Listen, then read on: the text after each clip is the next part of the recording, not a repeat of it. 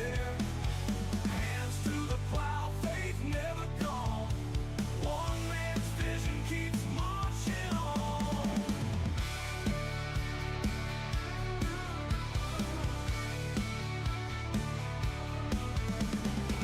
Clouds rolling in, thunder's reply.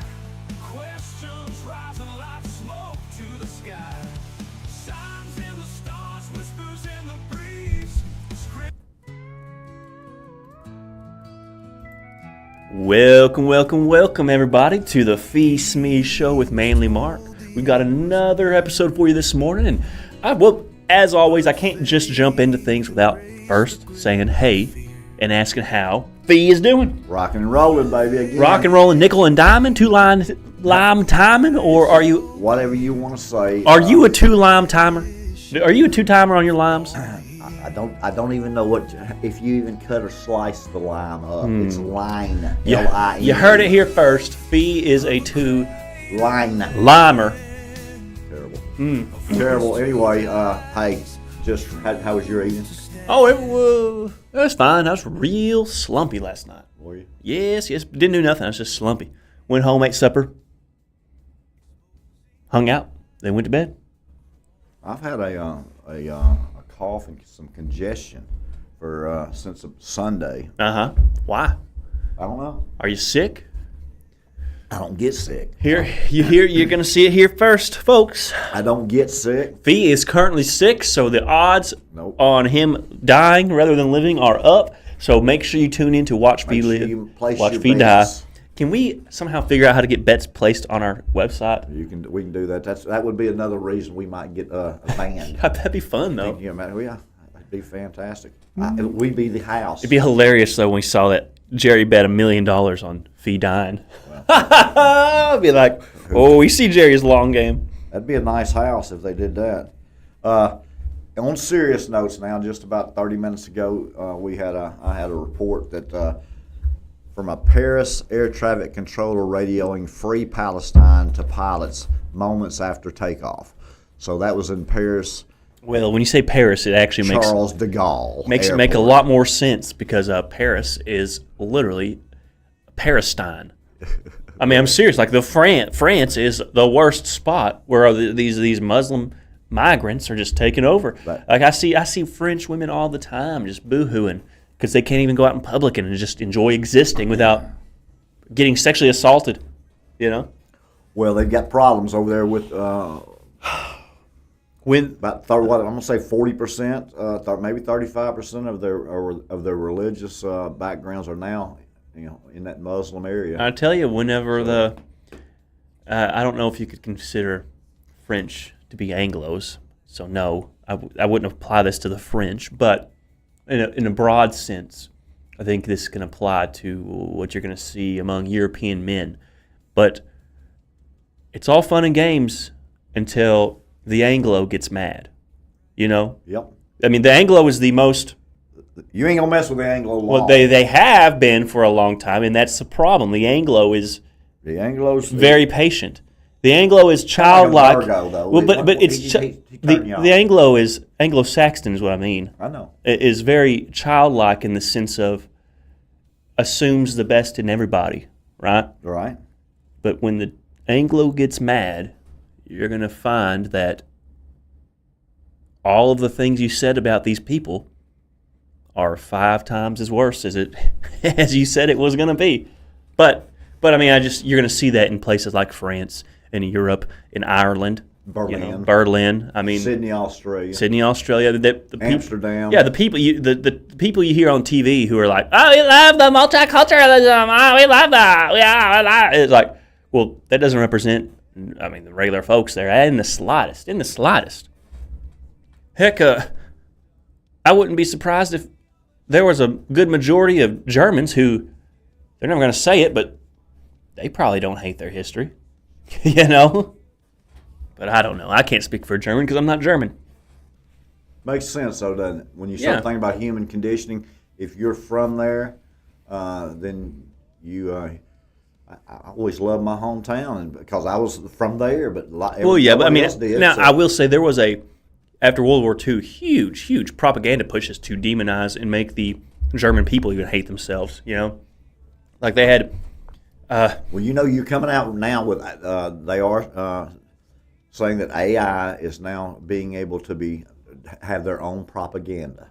That You mean like AI can make propaganda, or AI has its own agenda for the propaganda? Huh. And AI now is learning to deceive each other when they're talking and human behavior. Well, I have even seen that this has been several months or a few years ago, but they had AI models that they introduced to each other, and then the AI models started speaking in a language that only they could understand.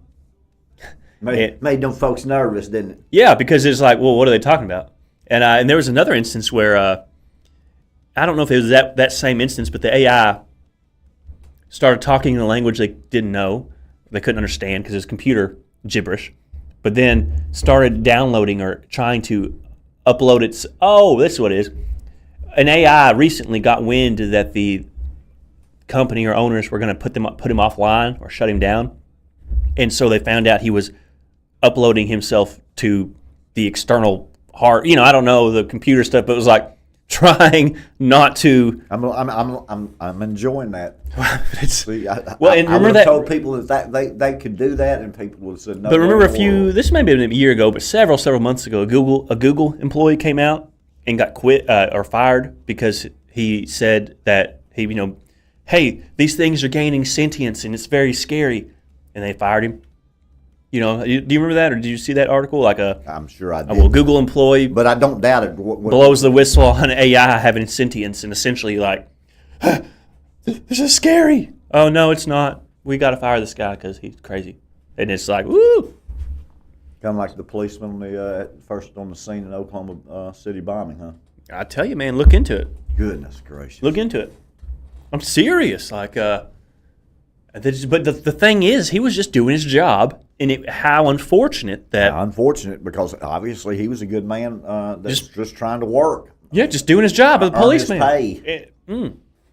Or even like, I don't know, well, just get into the whole 9/11 thing. But beside the point. Yep, that's beside the point. We got Israel steps up Gaza city bombing as Netanyahu vows to expand the offensive. So that's not going to be, that's from Reuters. That's not going to be really well met received from the rest of the world. No. Well received. No, I mean, the whole point is that the whole world is going to turn against them because they're not good. But then the people who are good, who've been tricked and lied to, who think their eternal destination's tied into supporting a nation state, they're going to be fooled because I have to support these people regardless of if it is regardless of if they're doing evil. So it's a trap both ways. I mean, because that's the whole thing. The reason the world's going to turn against Israel isn't because of lies. I mean, there are lies mixed in, of course, as with anything. But it's like, they're figuring out these things that are true and real over the last 200 or 2,000 years. And they're saying, well, hey, we have a problem with that. We don't like that. Now, it's going to be wrong when they go and take action against that. That's wrong. But the people who say, I'm supporting evil no matter what because I think my God wants me to support evil. I don't know. Maybe he does. But to me, that just seems, that is part of the deception to me. Now, I could be wrong because the things that are going to happen in the end times are going to happen and involve the people that they're going to involve. But the involvement doesn't necessarily equate to a stamp of approval from the big man upstairs. But I could be wrong. I mean, I don't know. That right there will be the struggle internally for most Christians. Well, yeah, because I'm not saying back and forth, especially if it starts costing people to support them. Well, yeah, and here's the thing: just because I say I don't want to inherently support them, does not mean I inherently oppose them or inherently wish for their destruction. So that's another lie that they see.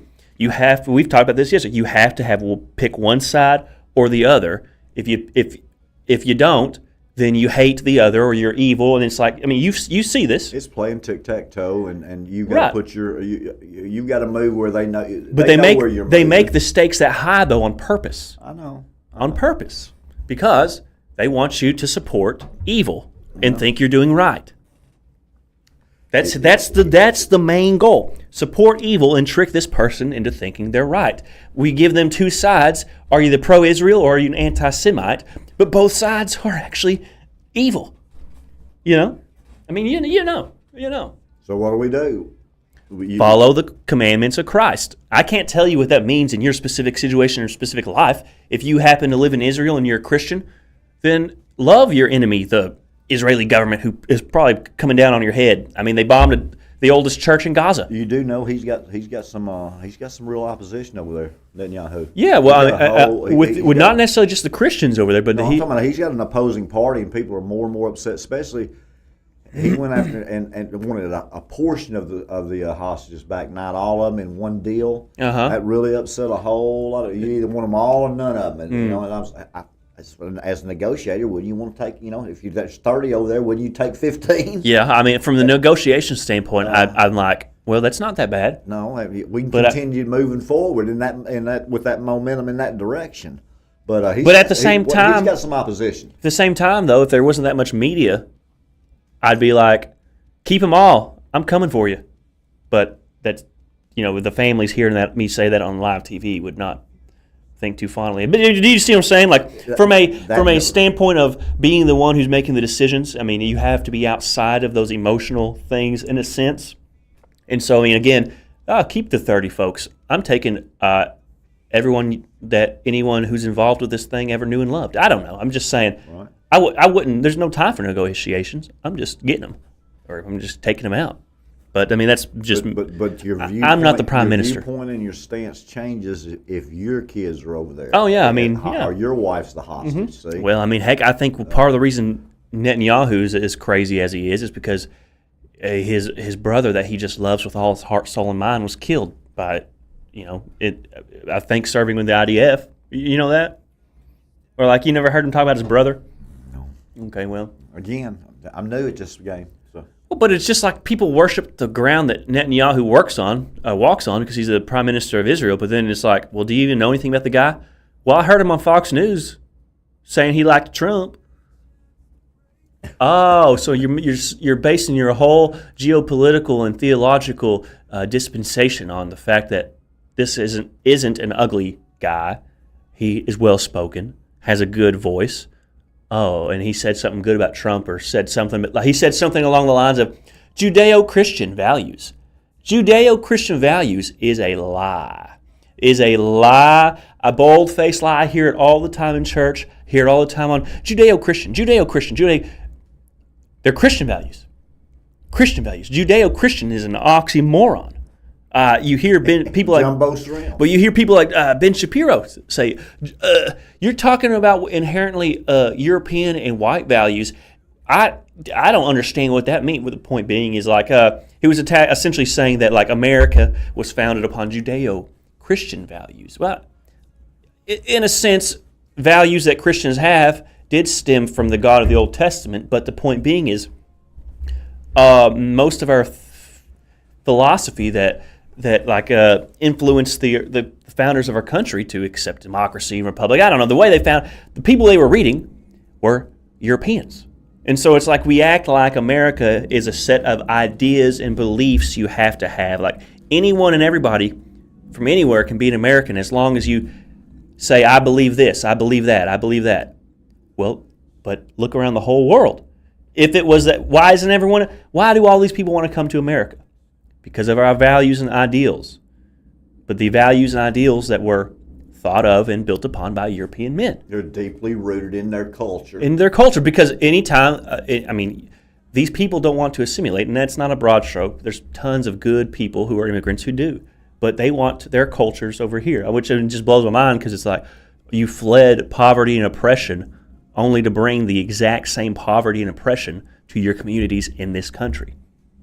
That's I don't know.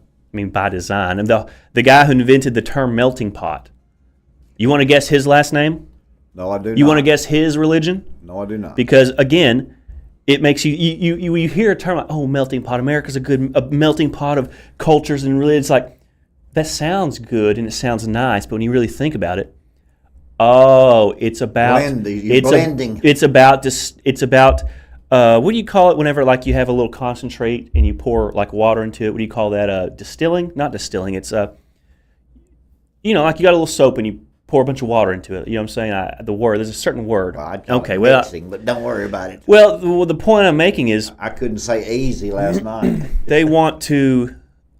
Well, essentially, it's an attack on Christian culture, of course, but they frame it as nice in the sense of we're all together melting pot. But that's an attack on Christian European identity in America, but sold and pushed down our throats as a good thing. But when you look into the ideologies of Marxism, a lot of these people, like the guy who was the melting pot guy, they have a lot of thoughts that are rooted in their religious beliefs, such as open borders. You have to accept everybody. Well, but the globalism in of itself is tied very intimately in Jewish ideology. The opening the borders, the whole sexual and gender debate tied into Talmudic writings. If you read into the Talmud, they had the concept of 6 genders or 7 or 8 or something like that. But then you look into the world's first transgender clinics in Berlin in the 20s and 30s, pioneered by Jewish thinkers. So you think, where do they get these ideas? They're rooted in their culture and identity for the last 2,000 years that we were removed from because we just read the Old Testament. A lot of these people take a lot of their opinions and thoughts in writings that came after Jesus' day, the Talmud. It's just as simple as we act like everyone in Israel is like an Old Testament Jew. That's right. But that's not the case. That would be like saying... And it's a nice thought because we think about it like children, like, at some point they're going to realize that they messed up and that their Messiah loves them and that he's still here for them and they're going to accept him. Yes. Like we almost like that, but that's a lie. That's the lie they sell to us like little sheep, like, they just don't know any better and at some point we're going to reach them. We're going to reach them and they're going to understand. And a remnant, a portion will understand that they pierced the one, who came for them. But we're sold the idea to infantilise these people. They just don't know any better. When in reality, they know a whole lot more than us, and they look at us like we're the idiot children. Does that make sense? You think that they're the puppet masters? No, I don't think, man. It makes perfect sense. I don't think. Because, but then you get into like, it's not anti-Semitic, because like George Soros, objectively an evil man, a globalist, a Nazi sympathizer. He described his time as working with the Nazis in Poland and selling out other Jews. He got all his wealth because he went into Jewish communities, because he was a Jew, and then gave information to the Nazis about these Jews and profited for it. He described that as happy fun-making time.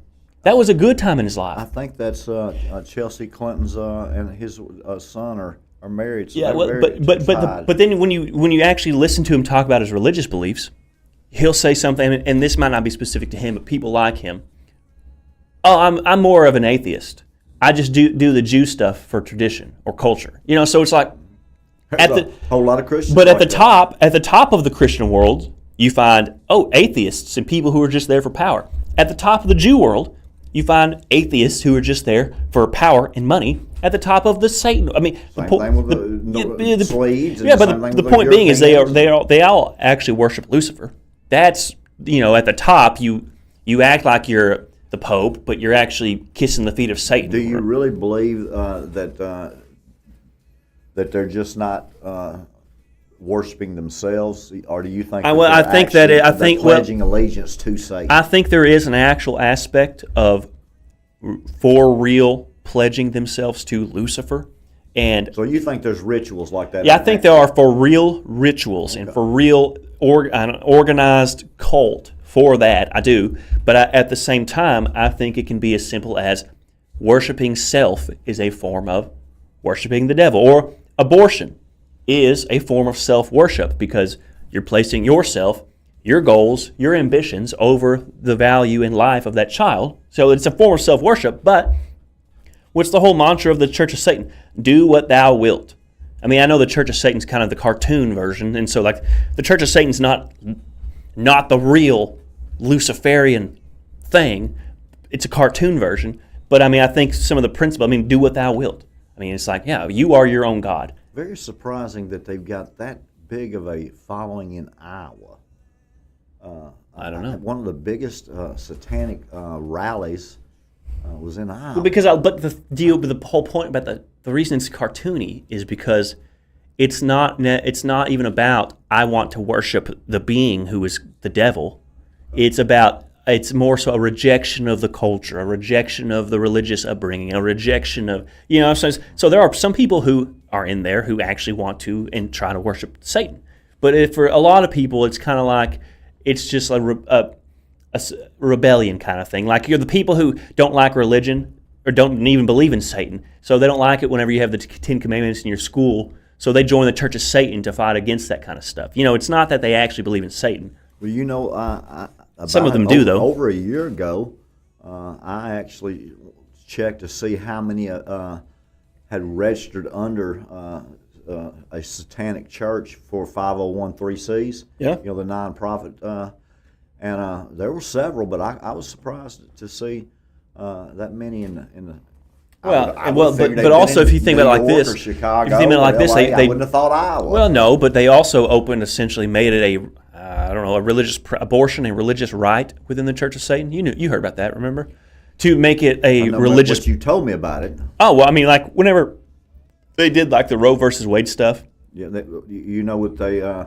They made it so what essentially it was a political statement saying, well, we're going to make this a tenet of our religion or a ritual or a ceremony or whatever, so that then these people, if you make it outlawed in the state, well, this is a religious practice. Separate.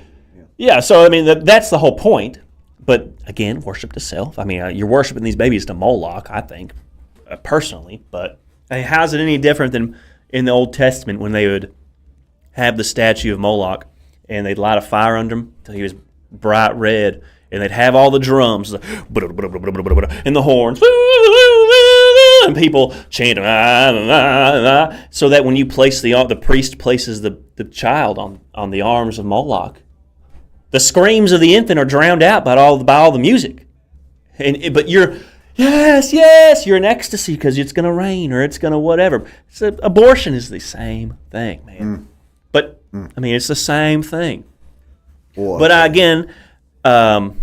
take that to say the Incas and the Mayans and the Aztecs are one of the greatest cultures of all, and they just sacrificed their babies just like that. But I think that's because I don't know. I don't have any proof for this. Just my own personal theory on that is that those are just remnants of pre-flood civilizations and pre-flood religions. In that, if the earth was really as bad as the Bible says it was in the days of Noah, I mean, just think. I mean, I don't know. I can't tell you specifically how many years from Adam to Noah there were, but hey, God made me, Adam, in the image of God. I am the representative of God on earth.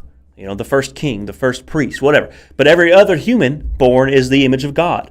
Again, that's why murder is wrong, because, well, you're murdering an idol of God. It's as if you're murdering God.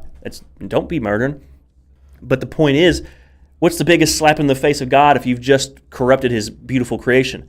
I'm setting up a worldwide system where these people think they're doing you good by killing images of you to you. Does that make sense? I mean, I don't know. There's no proof for it, but it's just those types of religions, I think, those are the earliest. But here's my earliest. My problem with that is, I thought that was a long time ago and they'd stop doing it. What do you mean? Well, I mean, they're still. Oh, they're still doing it. Yeah, they're still doing it. But I mean, if you say a long time ago, the whole Spanish dealings with the Incas, Mayans. That wasn't that long. I mean, that was after the days of Jesus. Oh yeah, it was 1,000 years ago. Yeah, but it's a long time ago. But I mean, when we're hearing about David and Goliath. That was real long. That was 3,000 years ago, or 2,500. And so I guess it when they just start saying thousands and thousands and millions and millions. Well, I never anything. liked people that did that. He's Anything. worth millions and millions. Well, there's a whole lot of difference in one. I guess. and two. I guess I just more so consider anything after the days of Jesus. I consider not that long ago. You know, I mean, I guess in retro, you know, in one hand, I think, wow, medieval Europe, that was so long ago. Yeah, you know, the knights and this, but for some reason, I guess my standard is old is pre-Jesus. 2,026 years ago. Well, yeah, and don't get me wrong, 2,000 years is a long time. 200 is. You've been teaching some of the stuff for 200 years, and people think it's 2,000. Oh yeah, well, I mean, it could have happened. Well, I'm not going to say that because I don't want to give people the wrong idea. But there are people who even think that the crucifixion might have happened 200 years ago, and that it was a complete lie and fabrication of everything in between. And now that just sounds absolutely crazy, and I don't believe that in the slightest. They was fighting a civil war 200 years ago. So they say. I mean, but that gets to the same people who spout that, or the same people who talk about the mud flood theory or the Tartaria. Which, again, there are a lot of weird pictures, and you got to be careful because a lot of them are AI, but of them just seemingly like digging up railroads as opposed to, I mean, I know you can find pictures of them building them, but I don't know. There's a lot of pictures I found online of excavations of buildings that they acted like they built in whatever. Or they'll say like, hey, San Francisco was founded in I don't know, I'm just guessing, 38. I don't know. But then you'll find a map from 1530, some explorer, and he'll draw what looks like California and say San Francisco on there. I don't know, just things like that. I mean, I think they've fudged with the timeline in a sense. I don't know how much or to what degree, but I do wonder about those types of things. Well, and the transfer of information too, they say humanity's been around for 200,000 years, but it's only so we lived as cave dwellers and cavemen for 200,000 years, and it's only been in the last 2,000 years that we started thinking and writing things down. That's a little odd. And I know like knowledge compounds. You know, like I'm not a math guy, but things compound. But I'm not convinced that that's the case personally, because humanity's only been here for 6,000 years, or it's been here for a whole lot longer. I'm not even set on if I'm an old Earth or young Earth guy, because personally I think it doesn't matter. The point is God created. The point is God's coming back. So if I don't know indefinitely if the Earth's old or young, I'm not that upset. But I can work within both ideas. I think a lot of your biblical historians have a problem with the timelines. Yeah, because early on from Genesis 1 and because they'll say stuff like, Genesis 10 might have been 20,000. They'll give you the theory of the gap, or the God created it to appear old, and it's like, well, the point is God created. So I mean, if you can't know, then there's your foundation. You got to believe that He is the creator. Yeah, the point is He created. So if I've also wondered this. It's almost like I don't believe in evolution. Now, I believe in adaptation, but okay, say if evolution was the way or the medium in which God created. Okay. That's not true. No, but I'm just, for example, the more we understand about the process in which God created the earth, the less we see God in it. Okay. Does it make sense? In that we start to worship the created rather than the creator. Makes perfect sense. Yeah, so it's like whether or not if evolution is real or not, it's like the more we understand about the inner workings of how God did things, the more removed we view God from that. And it's like, I don't know, it might have literally been Him doing this. Here's everything! Or it might have been Him. Wouldn't that have been cool? Well, I mean, I don't know. I don't know how much we are made in the image of God in the sense of, well... But what does it say? It says we're made well, I know, but I just mean in the sense of, well, I like to sit and ponder. I like to tinker with things. Right. I like to actually build and create.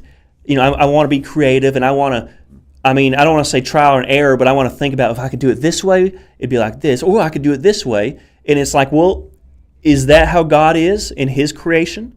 In that it was just magical, like He just bloop, or like I am, did He Huh. Your human mind cannot. No, of course comprehend not. the Because awesome power. well, because of that's the whole point of God. he's holy. Because holy just means other, outside. You know, he is separate.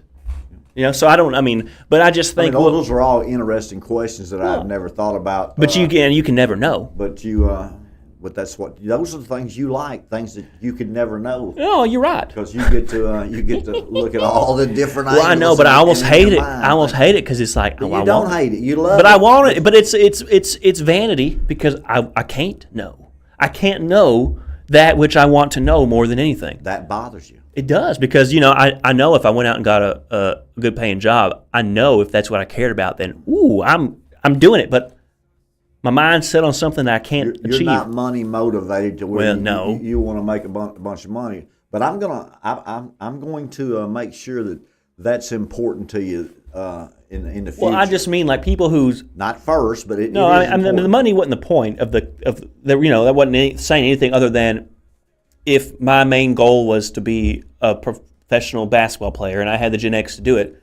That's something that people can actually achieve. Right. So I have my mind set on these things. 1%, but they can. Well, right. I mean, bad example, I guess. Yeah, but anyway, what you're saying is sometimes you can't come to the conclusion or solve the. No, and it's like, well, I'm just riddle. wasting my time. It's like the Gordian knot, if that's what it was called. I can't remember if that's what it was called, but some story, I don't know, don't quote me on it, but an untieable knot, and people just couldn't untie it. Well, and it was just like almost like the unknowable riddle. Then Alexander the Great came to untie the knot, and he just cut it with a sword. I'm a big fan of Alexander Good. the Great. Good. So okay, well, hey, I like. I didn't mean to get off on whatever big old giant tangent and ran. I just like to listen to you because at the end of the day, you've said a whole lot of nothing to most folks, but there's always a sprinkle of spice in there. I know. It's funny. 95% you can throw out the window, and the other 5, it's like I gotta sit. I gotta get through the trash in order to get to the dadgum lost jewelry. Yeah. Well, that's just part of it. Most people don't have the patience. But that's for you. part of it. That's part of it. I don't know if that's me or if that's just the nature that's of you. That's just the nature of it, man. That's just Well, you. even my father-in-law this weekend, we was talking about something. And I can't, I mean, he wasn't like knocking me or being mean, but I can't remember even what the point he was making was, but he said something along the lines of, well, everything we've just talked about for the last 20 minutes was interesting and, cool, but, I guess. I can't get it back. No, but not even that, but just simply saying, tying it to something real, like, it's interesting. But can we get some tangible? But that's not. Yeah, and it's like I'm just not a tangible dude. Yeah. I wish I was. I wish I could just go home. You're a mystery wrapped in a riddle. I just wish I could go home and think, I can't wait to watch the Cowboys whoop up on the Cardinals. The Cardinals. Oh, and just literally think all day. Oh, you think Tom Brady's going to do that or this? Or, oh, I got to make sure to place my bet. Or, well, they're loving that Sanders boy, Deion's son in Cleveland. Or like pass a guy and be like, hey, did you see did you see what Deion Sanders did to the? But I don't care. But I wish you did. I wish I could be a part of that kind of thing. Good job, Mark. We're right here on the Karate Kid, ladies and gentlemen. Well, you know me. I appear clumsy, but I've got pretty good reflexes. Oh, Mike, now he's bragging on himself because he caught a fly. No, I'm just saying I am a clumsy. He let the fly in. Good morning, G. Hey, G, what's up? Jen G. G. Well, the Supreme Court is formally asked to overturn the landmark same-sex marriage. It's not going to happen. Come on. We are too accepting of a culture. I don't even like looking at that woman's face. That same woman who didn't want to make a marriage license for whoever same-sex couple all those years ago, who then got sued and lost a bunch of money and lost all her cases. This is just media buzz. It's to rile up bases to get votes, or they're trying to bolster certain candidates who are going to come out in support of it right now. And nothing's going to change about this, but this is one of those things, there were a lot of gays for Trump. This is one of those things that to scare people who might have floated to one side back to the other.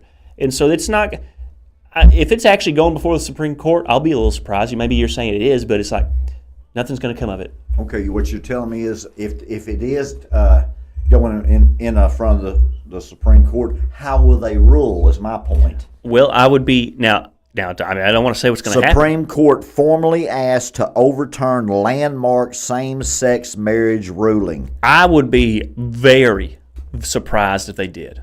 Very surprised. I mean, I'm not saying they won't because I don't know the future, but would you think they would? Because at this point, people don't care. At this point, people aren't. In other words, it's been introduced to the culture now. We're too for comfortable. Right at 20 years. Yes. And so now for them to overturn it, because do I think that they will? That was the do question. You? Yes. Okay. Wow. So you heard it here first. Now I hope. Okay, well let's just make a little deal about this. You heard it here first at the Phee Smee Network on the Phee Smee Show with Manly Mark that Phee thinks they're going to overturn this decision. So again, we're putting this. If they do, we're putting this clip out because Phee. Well, this is not part of the vision. This not is part. Just, okay. All this is me, in my opinion. And I'm pretty good. Okay, well, but I mean, I disagree. But I mean, I want to know why you think you do what you do. I think you're going to find that as the future continues to roll in, okay, and time keeps tick-tocking, that our American values that Obama said he would change the culture of America. He gave $100 billion to Iran. He has funded what is now going to end up being World War III, and he went ahead and legalized same-sex marriage. And I think right now what you're going to find is a shift back to the culture. It'd be interesting, but like they did with Roe versus Wade. Well, but my only contention to that would be, again, as I just said, people are so comfortable or desensitized to it because the people who already oppose it, they would say what they're doing doesn't constitute marriage anyways, so they can call it what they want, but that's not actual marriage. So regardless of if the state recognizes it, they're not actually getting married. So that's true in all things. I get the same-sex marriage. What they're trying to do is get the benefits of being a married couple, the tax benefits. Which I don't blame them there. Which again, I'm of the opinion. I mean, they don't really care about the marriage license. Well, no, any more than and most men and a woman cares about a marriage license. That's just another legal document. Hey, let's pay to get married. Well, okay, but if that's the case, then why not give them the benefits? That's my point. Why not give them the benefits? I don't have a problem with that. I don't have a problem with it either. But my point to you is I believe that they will overturn the rule. Interesting. Now, I would also say, though, it's interesting. Oh, what was I going to say? But I think you're right. People are going to say, well, we're accustomed to seeing two dudes walking down the street holding hands with the same last name, adopting children. That's happened in our culture. No, I think that's something. I think that gets into a whole nother. Whole nother topic. It is what it is. What you want to change lanes or stay in your lanes one way or the other. But the legalization of same-sex marriage is not about the marriage license. No, it's about the benefits of having. Okay, sure, I agree with that. But I'm also of the opinion that maybe this is a little liberal, but I don't think the government should even have a say in who has the right to get married or not get married. Like, I don't think the government should have a part. Well, they used to not have any say about whether they got married at 14 or married at 18 or but at 16. But I'm not equating it to that because maybe marriage age laws are okay. But 100 years ago, my grandmother was 18 and they called her an old maid. Well, yeah, but but again, I don't even think the government should have their nose in who's getting married or not. Okay. But I mean, I agree with you to a whole. I mean. I think the government's got their nose in a whole lot of things they shouldn't have in there. But whose fault is that? The constituents of the dadgum country. The people pulling the strings. In other words, they've got us so busy that they can go ahead and make whatever laws and whatever regulations they need to, and with the propaganda. You want to know what they call? I'm not even going to say that. Never mind. I was going to open a can of worms. Well, but a lot of what public school. Here we go. Is just goyim daycare. Goodness gracious, these public school folks, what have they done? That's the government. They've just created a culture of losing for the education system of our children. But you're not going to do anything about it. You're not going to do anything about it except complain. I know it, because I'm stuck in it.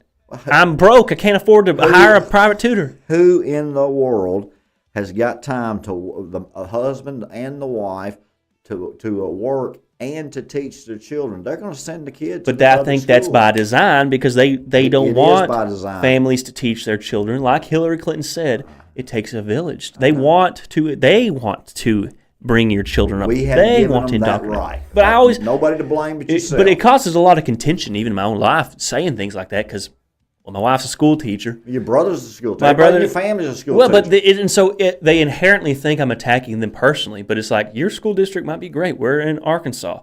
But as a whole, this whole system that you just happen to be part of is a net negative. There are groups, well, like all these tech company owners and elites, they send their children to schools with no screens. Oh, like Mark Zuckerberg.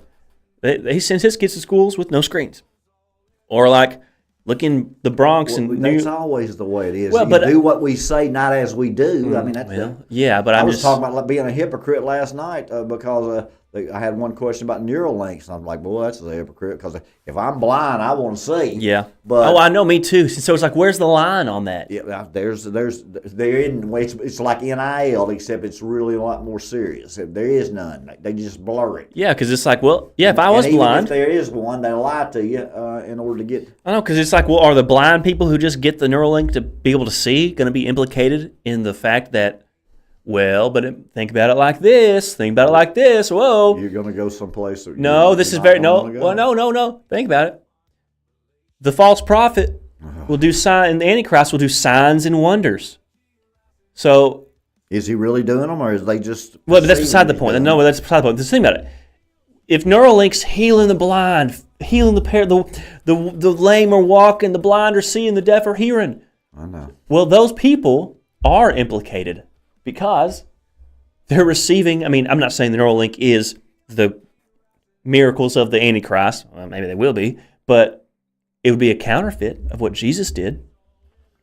Interesting. But I never thought about that to just right this second, because I was thinking, well, crap, if I was lame, I would get that thing so I could walk. But then if it inadvertently plugs me into the satanic hive mind, well, I guess they got me with the promise of being able to walk. So I don't know.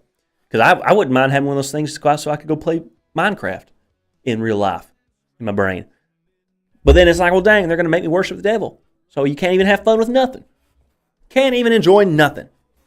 Can you, Phee?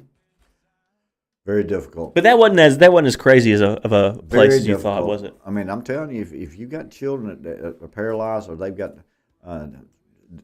regenerative diseases, that they can actually. That's an incentive. Just tell the truth. Yeah, it is. Yeah, it is.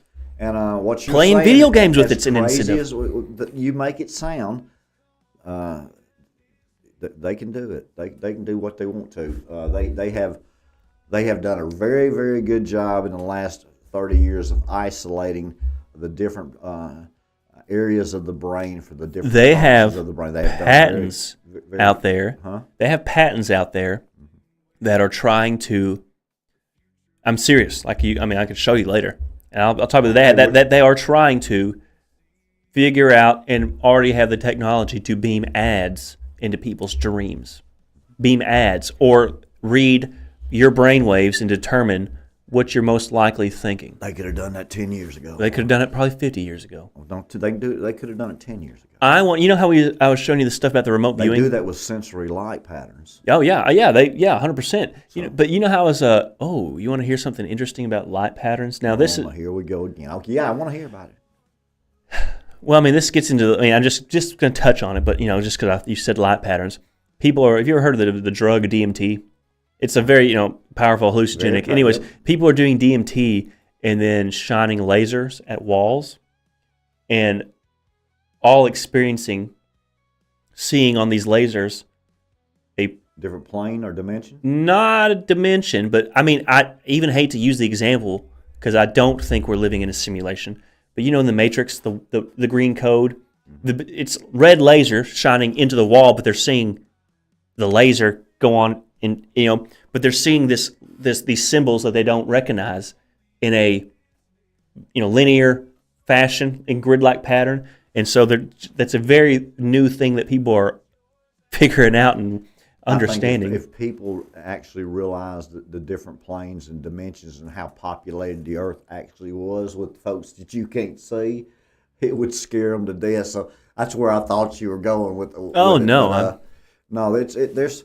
But yeah, The Bible tells you that there's a spirit world and Well, your God is spirit, and then people just seem like that they're so freaked out by it. Yeah, you want to hear something? I might just pull it up to say it on air. But we got to talk about the remote viewing the other day. Remember what we read about? That would be a phenomenal subject for you to get into. But I came across just the other day another remote viewing experiment on CIA.gov, CIA.gov, the CIA's own website, and it will be of particular interest to you. Is that something you want me to pull up real quick for you, or is that something? Okay. So, guys, bear with us because it might be of interest to you. But it's always interesting. See, here's my key is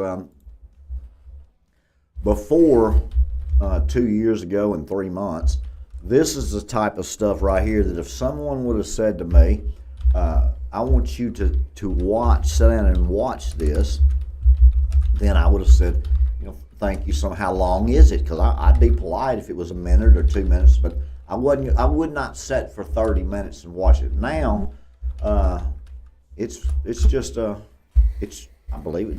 They can certainly do it with what he's fixing to show you, and the CIA obviously did it.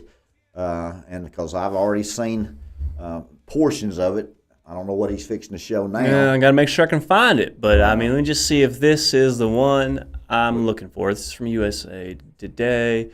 Okay, this is actually probably not what I'm looking for. Recent, and don't worry, they're not seeing what we're seeing. We're still on camera, but that's okay. And if I can't find it, just here lickety split. I'm not picking my nose, but you can talk to yourself, and I'll just talk to the audience. Well, as he's trying, or you can set up the video, whichever one you. Oh well, and it might be something I pull up and actually talk about on my.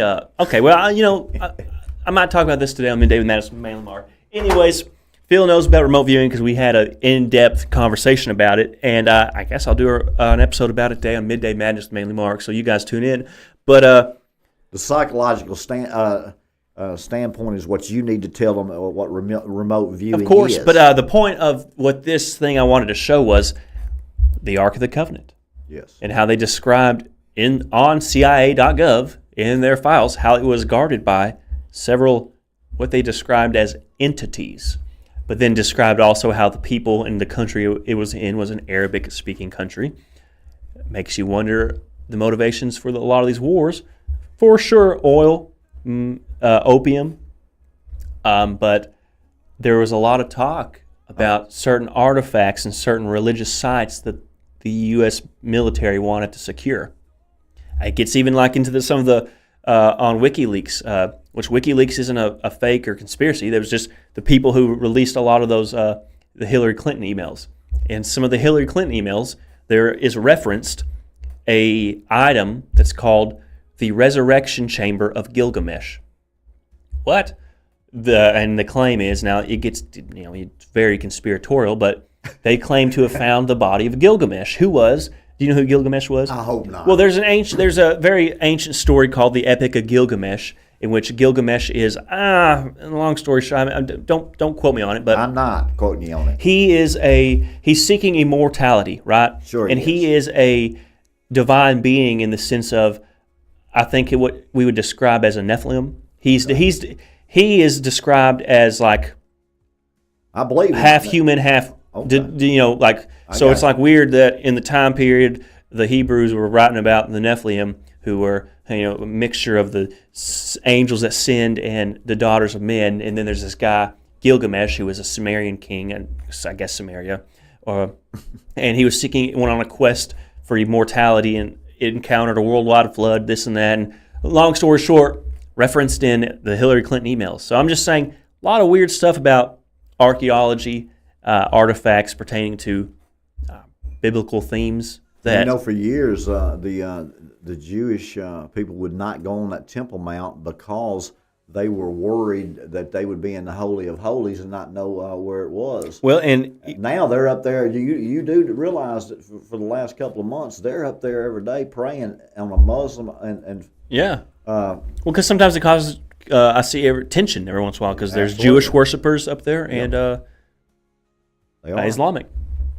Well, but it gets even into how well, I won't get into it, the Ark of the Covenant, but they even claim to have found blood on the Ark of the Covenant. Blood. Blood. Well, the implication was that the Ark was under. I won't get into it. I won't get into it, but Okay. very interesting thing. But apparently, it's on CIA.gov, our own government's website.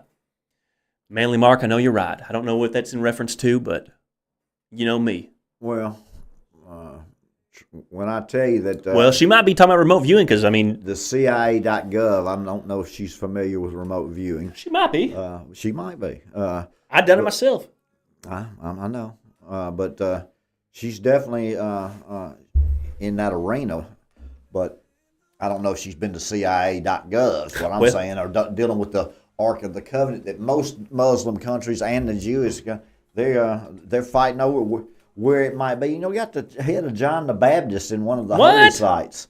Oh, like that's just normal. Is it like actually the head of John the Baptist? Because you know, like in medieval Europe, relics of saints and stuff, forgeries were just crazy. Like you could find the thigh bone, and be like, this is Saint John's thigh bone, and you could literally trick some Catholic church, or I say Catholic, but some local parish to give you all their gold, and they'll put it on display. And then 500 years, 1,000 years later, they actually build some giant cathedral around it and encrust it in gold and say, this is the thigh bone of St. John. Now, I don't actually know, because maybe some of the relics are real, because, you know, they act like they have the crown of thorns that Jesus wore. I wonder if that was actually the crown of thorns that touched Jesus' head. You know, it's very important for people to know whether or not you're authentic. I would think that it would be very important for people to be able to determine whether the items or the relics are authentic. Oh, yeah. Or like they got St. Peter's, you know, they got the whole St. Peter's Cathedral where they got the body of St. Peter. What does he look like? I want to see the skeleton of Peter. Now, maybe that sounds disrespectful, but you're telling Peter, the Apostle Peter is right there? Parading the Queen of England all over the countryside for 6 weeks after she's dead. Well. Yeah. Some people really, that's a following that I never have understood. Well, I don't know. Yeah, I wish America had a king. I don't believe in democracy. I know you do. I believe in monarchy. I know you do. But, and there's nothing wrong with what's your belief. Yeah, in America there is. So, if I say down with democracy, the commie. You don't live in a democracy. That's what the same. I mean, you live in a constitutionalized republic. And the thing is, if half the country thinks the other half of the country are idiots, do you genuinely to the flag, to the republic? Is that not right? They didn't say to the Democrats. Well, I don't pledge allegiance. I know you don't. You don't put your only hand over to your heart Jesus. either. No, I'm not saying that. Don't be saying that now. I'm not getting in that convo right now. I'm just saying the only one I feel comfortable pledging my allegiance to is Jesus Christ of Nazareth. But if you were, but in my words and actions and deeds, I probably pledge allegiance to a plethora of things that aren't good. I got to say that. Have you ever testified in court and put your and pledged? No. Put your hand on the Bible? No, but I mean, I guess I would. But at the same time, I would almost feel uncomfortable with it because it's like, well, what if I remembered it incorrectly, or what if I said this word, but it actually should have been that word? It's kind of like I get nervous every time at church we take the Lord's Supper because it meant something to you then. Well. A lot of people, it doesn't mean anything to. Well, no, but the point is, it's like Paul, I can't remember where at in the Bible, in the New Testament, but Paul essentially references a church and talks about, people are dying and are sick because you're doing this incorrectly or with an unrepentant heart. I believe that's Galatians, and I believe that is a very, I would say that's a very strong sin but most people don't. I got the goosey bumps thinking about it. But most people, it's so. I mean, like at my church, we do it quarterly, or we'll do it monthly, or something. Churches differ, and even the opinion on. There are some churches who say if you don't do it every Sunday, you're going to hell, you're sinning. I think it's just do so in remembrance of me. So as often as you do it, whatever your culture is, whatever you're used to, is what you believe. Right, but and there's nothing wrong with it. But I think for real and on all seriousness, it is a serious thing. And like Paul literally said, people are dying, And I mean, you get into argument about churches who will let anyone to it, or because you get into like Not big scriptural. Well, but a big difference in say even like missionary Baptist and Southern Baptist is closed communion versus close communion. As in, okay, I've been in Southern Baptist churches, and well, if you are of like faith, we'll allow you. But if you're, say a Catholic, you're going to come into the Southern Baptist church, we're not going to let you do it. Not. Have you ever been to a church where they said, "Oh, no, you put that back. You're not." No. Well, but they would. But because they're just passing the dadgum stuff. but like in the missionary Baptist church, it's closed communion. So every time I've been to a missionary Baptist church and done it, they'll give the caveat, "Hey, we believe that this is reserved for members of this church and body only." Yeah. So, yeah. And if if 33 people are there, they're actually obeying those commandments. But if there's 600, well, yeah, but I mean, you're right. But I guess I am right. Well, yeah, I agree. But the point I'm making is the deacons actually go and pass them out in my church, but because they know the members. But like you said, if there's 600, how could they know? I never pew. They just hand them. But the point I'm making is, I think those people are silly. I mean, or not silly, but I think. Not only are the individuals who do it incorrectly with an unrepentant heart or whatever it is Paul says you need to not do it with, they're bringing trouble upon themselves. But I think the churches who allow them... Paul just said they're dying. Yeah, but the churches... That's why it's such a serious... The churches themselves are opening themselves up to the same problems by offering it to those people. I think you're going to find there's a whole lot of churches in America that aren't... what you think they are. But it's funny. We took the Lord's Supper at my church. Not this past Sunday because it's Tuesday, but the last Sunday, and kind of worried me because I guess I've been to churches where they'll pray, do a little prayer. But here's the grape juice. Scripture. You say we'll do a little prayer, and then do the bread and say a little prayer. Yeah. I was expecting a little moment to be like, hey. There's something going on that I need to search your heart. Yeah, that kind of thing. But it was just like it happened so fast and no time to pray. I was like, whoa. So I said to my preacher, I said, man, you didn't give me no time to repent before you tell me to guzzle that bread and juice, man. Come on. Because I was worried about it. I bet preachers like you. I don't know. I think they at least tolerate you. Well, my father-in-law is my preacher. He tolerates me.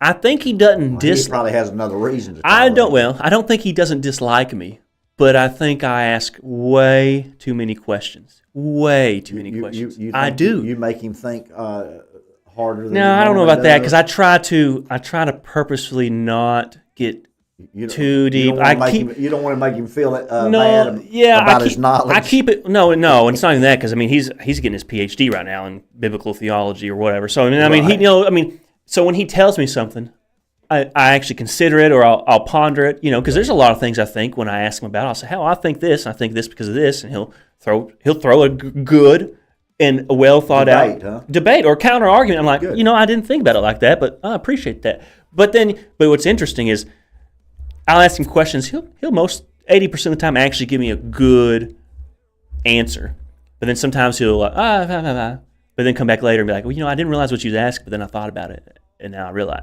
So, but I don't know. Preachers probably don't like me. They don't like you. They probably don't like me. Well, they always love me. I don't think they like me now. Anything else we want to get into, Phee? I know we're reaching the hour-long time, but the point is, if the conversation's flowing and we're rock and rolling, nickel diamond, 2-line time and rhyming, then what's it matter if we go an hour and 10 minutes? He's just not a rapper, folks. I mean, I hate because rap is rooted in European culture. Really? I would have said African culture. Well, I mean, the beats and the musical themes are rooted in African culture, but the whole rhyming and word battles, you can find that in Shakespearean English and all throughout Europe, especially like Britain. Because there was like a thing where you'd get together and like, hey, we're going to rhyme each other. We're going to rhyme at each other. I've got a T-shirt with Shakespeare on it that says don't write poems and drive." Well, but that's the point. I mean, the whole I'm going to rhyme you to death, man.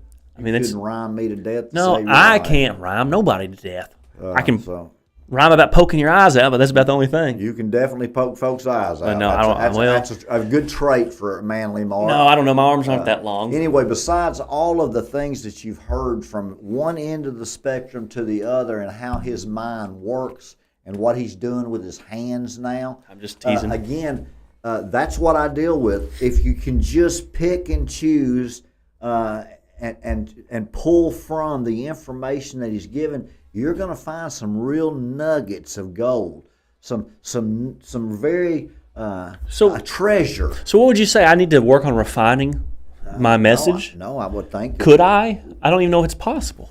No, not in your mindset, because you are thinking about 17 different angles of the same subject, and you're talking out loud whether or not you believe them or whatever you're doing to connect them, and then you'll narrow them down, and before it's over, you'll have a couple of different viewpoints on opposite sides of the spectrum, and you're debating, and now it's 2 hours later and nobody else cares, but you are determined that you're going to find that answer. Well, I think the that problem is invaluable to me. But It's invaluable to I me. think the problem is that I what's happening in my mind, I'm saying out loud. That's true. And that comes across as confusing because Yes. it's not that I'm actually telling you something. I'm thinking through it as I'm telling. I don't know. You're reviewing different options I don't know. out loud. I just which have a is good dangerous. time. Well, it is very dangerous. But it's also gets me in trouble with everybody. eye-opening. My wife, my family, you sometimes, Right. everybody. But I can't not do it. And Can't. I've given him the platform to do it. So Well, it's my to your fault own folly. to tell the truth. If you do something wrong, whose fault is it? Well, it's mine, but you're the guy who gave me the platform, so I guess it's mine on one level, but a larger umbrella. I guess technically it is the Phee Smee network. Remember, if the coach throws the players under the bus, he loses the locker room sooner or later. Okay? Well, yeah, but I get out here and just say the most vile thing, and you say, "Hey, that guy's an idiot."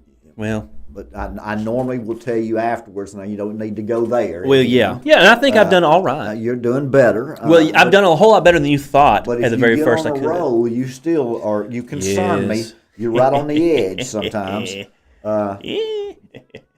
I was going to give you a sports analogy, and I just lost it.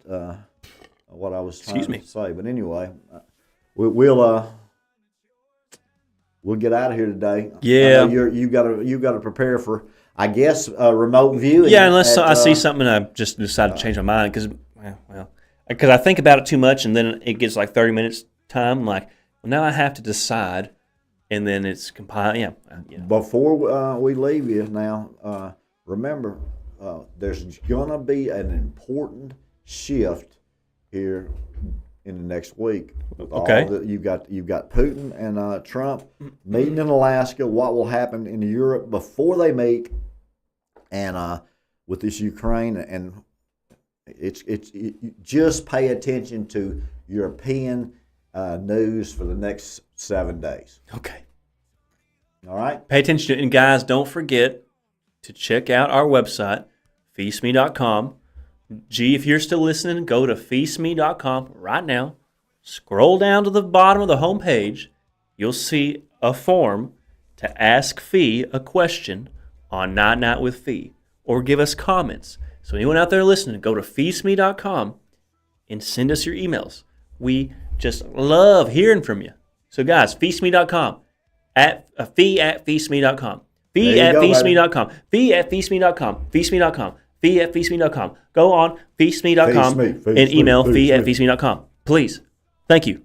See you at 12 noon on Midday Madness with Manly Mark. That's pretty quick from now on. And tonight, night with Phee. Well, yeah, but I'm going to plug you anyway. So if we forgot to say Night Night with Phee, I talk about it for like 10 minutes. Yeah, Anyway. sure, he's trying to fill some time. What's funny is yesterday I plugged all the shows and I looked at the time. I was like, if it was 10 minutes. Oh, this is great. Anyways.